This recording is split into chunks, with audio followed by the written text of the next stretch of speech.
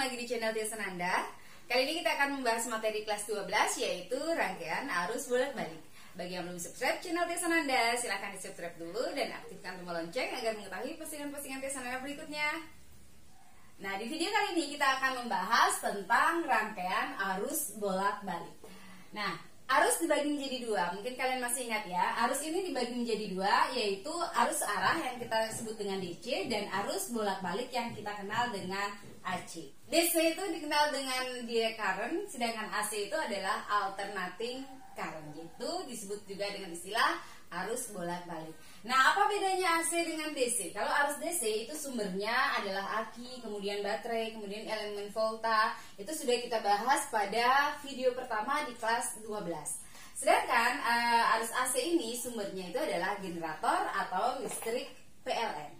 Apa yang dimaksud dengan arus bolak-balik? Arus bolak-balik ini seperti yang Ibu bilang tadi sering dikenal dengan istilah arus AC alternating current, yaitu arus listrik yang memiliki nilai selalu berubah-ubah terhadap waktu secara periodik, baik besar maupun arahnya. Di dalam rangkaian arus listrik AC ini sering dilambangkan dengan lambang seperti ini. Nilai arus dan tegangan bolak-balik AC dapat diukur dengan menggunakan osiloskop. Nilai yang terbaca pada osiloskop sering dikenal dengan istilah nanti nilai maksimum. Tegangan dan arus AC nilainya itu selalu berubah-ubah. Jadi dia digambarkan sebagai grafik sinusoidal. Jadi digambarkan seperti ini ya. Ini adalah gambar tegangannya. Berarti di sini adalah V-nya. Titik tertingginya itu dikenal dengan istilah tegangan maksimum yang ditulis dengan Vm atau Vmax.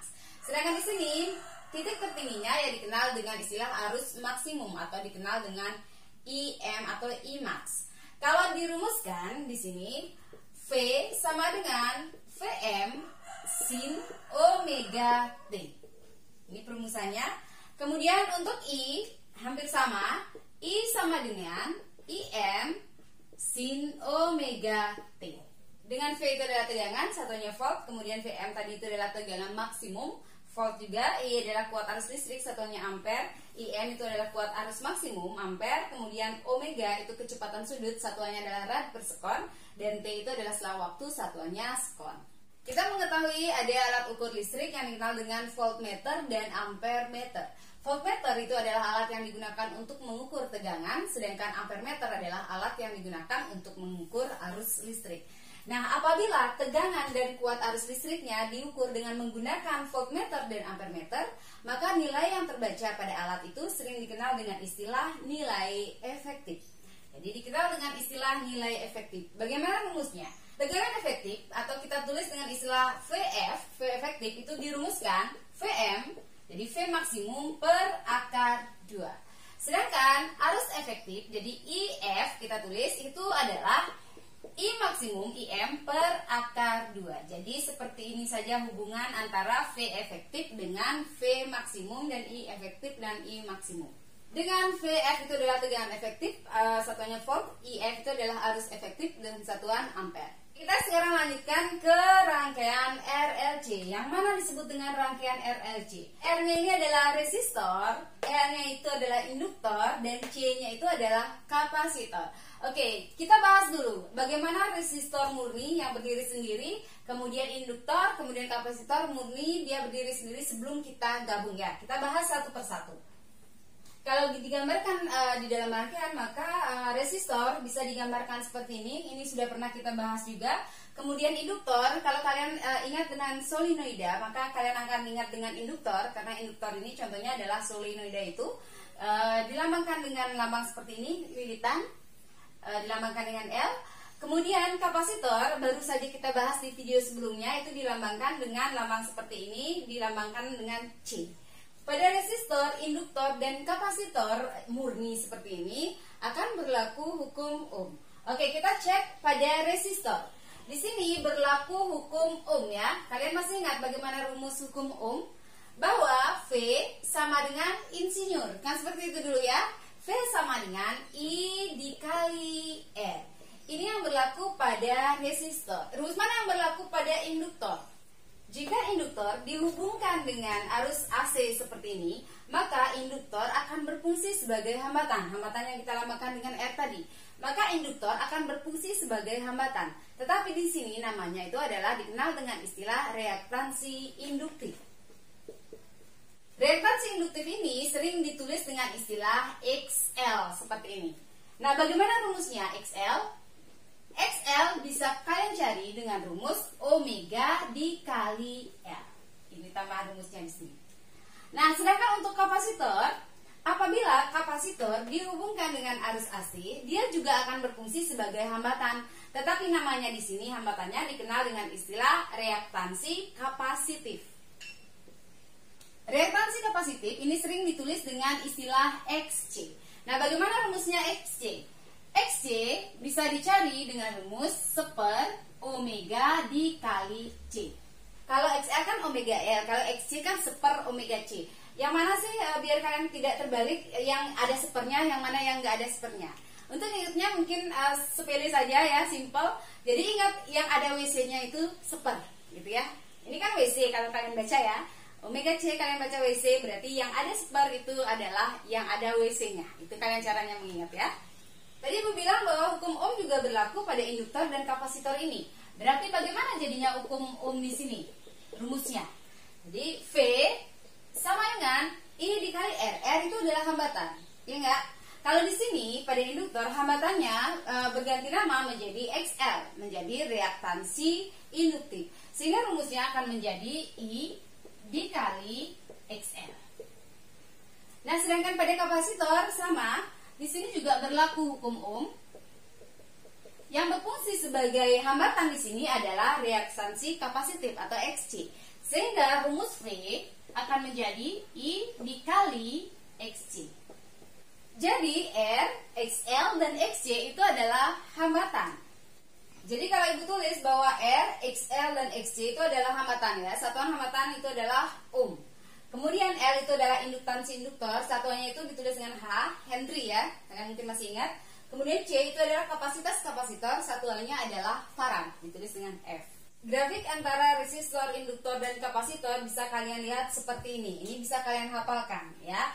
Untuk resistor, prinsipnya adalah antara tegangan dengan arus V dan I itu sefase. Sefase itu artinya bisa kita lihat dari gambar bahwa dia mulai dari tempat yang sama. Kemudian saat I itu digambarkan sebagai yang hitam ya, V yang merah. Saat I setengah gelombang, V juga setengah gelombang. Saat I satu gelombang, V juga satu gelombang. Jadi dia sefase. Sehingga kalau digambarkan dalam diagram fasor, jadi fasor itu artinya adalah fase vektor ya. Jadi digambarkan seperti ini. Jadi mereka sefase ya. Atau juga ada yang menggambarkan dalam satu garis lurus saja, gitu ya. Kemudian untuk induktor, prinsipnya adalah V mendahului I sebesar 90 derajat. Jadi bisa dilihat dari gambarnya, yang termasuk I itu adalah yang spidol hitam, yang V itu adalah yang spidol biru. Jadi kita lihat bahwa saat I-nya itu berada pada posisi 0, V-nya itu sudah mendahului, sudah berada di atasnya. Jadi dia mendahului I sebesar 90 derajat. Sehingga kalau kita gambarkan dalam diagram fasor, jadi bisa dilihat bahwa I-nya di sini, V-nya di sini membentuk sudut 90 derajat. Kemudian untuk kapasitor, intinya adalah I yang mendahului V sebesar 90 derajat. Jadi bisa dilihat I itu adalah yang spidol hitam, V itu adalah yang spidol hijau ya. Kita lihat saat I-nya sudah di atas di sini, V-nya di bawah. Ini artinya bahwa I yang mendahului V jadi sebesar 90 derajat. Sehingga kalau digambarkan dalam diagram fasor, gambarnya hampir sama dengan induktor, bedanya V-nya ada di bawah sini, membentuk sudut 90 derajat. Ini bisa kalian hafalkan.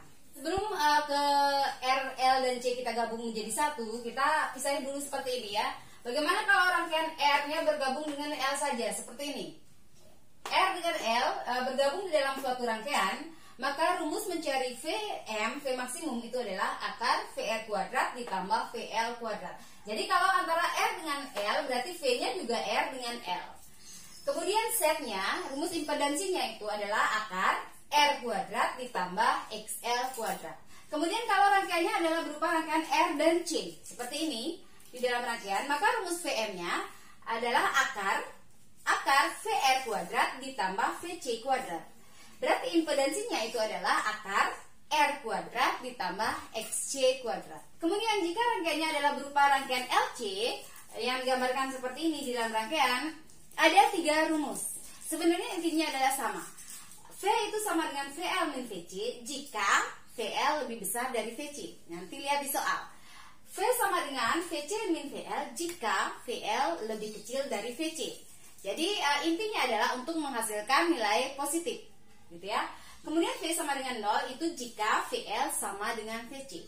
Jadi V sama dengan 0 itu jika VL sama dengan VC. Ini sebenarnya adalah terjadinya peristiwa resonansi di sini. Jadi kita akan bahas resonansi di akhir video. Kemudian setnya juga jadinya seperti itu ya. Set itu adalah XL min XC jika XL lebih besar dari XC. Kemudian XC min XL jika XC lebih besar daripada XL. Set sama dengan 0 jika terjadinya peristiwa resonansi atau jika XL sama dengan XC. Ya. Peristiwa resonansi kita bahas di akhir video. Nah, jika rangkaian R, L, dan C kita gabung menjadi satu, jadi akan digambarkan seperti ini.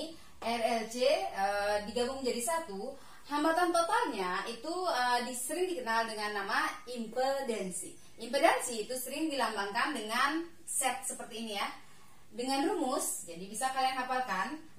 Rumus impedansi itu adalah set sama dengan akar R kuadrat ditambah XL min XC kuadrat. Inilah rumus impedansi gabungan antara rangkaian R, L, dan C.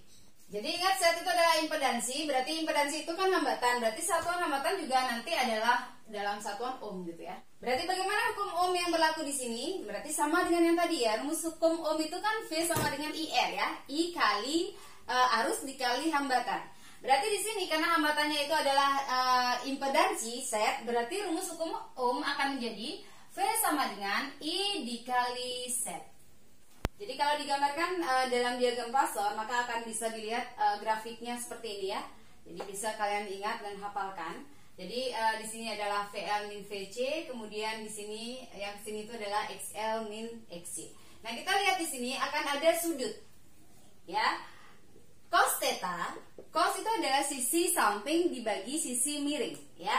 Kalau kita uraikan di sini, sisi sampingnya itu adalah R, sisi miringnya itu adalah Z. Gitu ya. Berarti cos theta bisa dirumuskan R dibagi Z. Nah, R dibagi Z ini sering dikenal dengan istilah faktor daya. Jadi cos theta sama dengan R per Z itu sering dikenal dengan istilah faktor daya. Di sini ada istilah daya disipasi. Daya disipasi itu adalah daya yang diserap oleh rangkaian, gitu ya. Misalnya rangkaian itu menjadi panas kan gitu ya, berarti ada daya yang diserap oleh rangkaian tersebut. Daya disipasi itu sering ditulis dengan rumus P sama dengan V efektif dikali I efektif dikali cos theta. Inilah rumus daya disipasi. Jadi sekali lagi daya disipasi itu adalah daya yang diserap oleh rangkaian. Kemudian karena kita tahu bahwa cos theta-nya itu adalah R per Z, maka di sini bisa kita tulis bahwa P sama dengan V efektif dikali I efektif dikali R per Z. Inilah rumus daya disipasi. Dengan P itu adalah jelas adalah daya, satuan daya itu adalah watt. Sifat-sifat rangkaian RLC. Yang pertama, jika XL lebih besar dari XC, maka dia akan bersifat induktif. Caranya ingat berarti mana yang lebih besar maka sifatnya menyesuaikan gitu ya. L yang lebih besar berarti bersifat induktif. Kemudian jika XC lebih besar dari XL maka bersifat kapasitif karena kapasitornya lebih besar. Jika XL sama dengan XC itu maka akan bersifat resistif. Bersifat resistif ini akan menimbulkan terjadinya peristiwa resonansi. Nah, bagaimana rumusnya yang berlaku jika terjadi resonansi? Kita turunkan dari rumus ini. Katanya XL itu sama dengan XC. Kita turunkan rumusnya ya. XL itu rumusnya adalah omega kali L, sedangkan XC itu adalah seper WC, ya, seper omega C. Berarti kalau omeganya kita gabung, kemudian berarti ini kita kali silang aja. Omega kita bawa ke sini, L-nya kita bawa turun. Berarti bagaimana rumusnya? Omega dikali omega kan gitu ya, sama dengan seper L dikali C. Kan bisa ditulis gitu ya. Omega kali omega adalah omega kuadrat sama dengan seper L kali C. Sehingga dari sini kita mendapatkan nilai omega sama dengan akar seper LC. Omega ini adalah kecepatan sudut. Berarti kalau kita bisa definisikan, berarti omega di sini adalah kecepatan sudut resonansi. Satuannya jelas adalah rad per sekon. Nah, bagaimana kalau omega ini kita uraikan lagi? Kita ingat bahwa rumus omega itu adalah 2pi kali frekuensi, ya kan? Sehingga kalau kita tulis berarti 2pi kali frekuensi sama dengan akar seper LC. Berarti bagaimana rumus frekuensi resonansinya? Berarti 2pi kita bawa ke kanan. Semula dia perkalian, maka akan menjadi di sini pembagian menjadi seper 2pi akar seper LC. Inilah yang dikenal dengan istilah frekuensi resonansi. Satuannya adalah Hertz. Oke, demikian saja materi rangkaian RLC. Sekarang kita lanjutkan dengan contoh soalnya. Sebagai contoh soal, suatu hambatan 5 ohm dihubungkan dengan sumber tegangan AC sebesar V sama dengan 20 sin omega T. Berarti langsung kita tulis ya. Diketahui berarti hambatan R itu adalah 5 ohm. Kemudian persamaan V sama dengan 20 sin omega T. Dari persamaan ini kita akan mendapatkan nilai Vm. Kenapa? Karena kita tahu bahwa rumus V itu kan Vm sin omega T. Berarti karena persamaannya itu adalah V-nya 20 sin omega T, berarti 20 ini adalah Vm-nya. Kan seperti itu ya. Sehingga bisa kita tulis bahwa Vm sama dengan 20 volt. Setelah itu, tentukanlah kuat arus maksimum yang melalui hambatan. Berarti yang ditanya di soal nomor A itu adalah IM. Ditanya di soal nomor B, kuat arus efektif, berarti itu adalah I efektif. Mencari IM, kita langsung saja menggunakan rumus hukum Ohm, yaitu V sama dengan I dikali R. Kan gitu ya. Berarti ini adalah Vm, berarti I-nya kita ganti juga dengan IM. Sehingga dari sini kita akan mendapatkan rumus IM sama dengan Vm per R. Sehingga IM sama dengan Vm-nya itu adalah 20 per R-nya itu adalah 5. Sehingga kita mendapatkan nilai 4 ampere. Nomor B yang ditanya itu adalah I efektif. Kita ingat bahwa rumus I efektif adalah IM dibagi akar 2. Berarti I efektif sama dengan IM-nya itu adalah 4 per akar 2 itu adalah 1,414. Sehingga bisa didapatkan nilai I efektif sama dengan 2,83 ampere. Contoh soal berikutnya. Sebuah induktor jika diukur dengan ohmmeter memiliki hambatan 40 ohm dan jika dipasang pada arus bolak-balik akan mengalir arus sebesar 2 ampere. Kita tulis ya. Berarti katanya dia dipasang pada ohmmeter memiliki hambatan, berarti diketahui R-nya itu adalah 40 ohm. Kemudian jika dipasang pada arus bolak-balik akan menghasilkan arus sebesar, diketahui I-nya itu adalah 2 ampere. Yang tegangan maksimum sebesar 100 volt, berarti diketahui V sama dengan 100 volt. Tentukanlah reaktansi induktif. Berarti yang ditanya itu adalah reaktansi induktif ya. Berarti XL-nya sama dengan berapa? Berarti di sini adalah antara rangkaian R dengan L. Ya, kita ingat di sana bahwa ada rumus impedansi Z itu sama dengan akar R kuadrat ditambah XL kuadrat. Atau kalau kita mau menghilangkan akar, berarti yang di sini kita kuadratin, kan gitu ya? Berarti Z kuadrat sama dengan R kuadrat ditambah XL kuadrat. Yang ditanya di sini adalah XL-nya. Berarti kita jadikan XL kuadrat sama dengan Z kuadrat min R kuadrat. Kan bisa seperti itu ya? Sehingga XL sama dengan akar Z kuadrat min R kuadrat. Ternyata di sini Z-nya ada. Ya, kita ingat sekarang sesuai dengan hukum Ohm bahwa V sama dengan I dikali hambatan, kan gitu ya? Berarti di sini I dikali impedansi, kan sudah kita bahas. Sehingga dari sini kita mendapatkan rumus Z sama dengan V per I. Berarti kita bisa menghitung dulu Z-nya itu sama dengan V-nya adalah 100, I-nya itu adalah 2.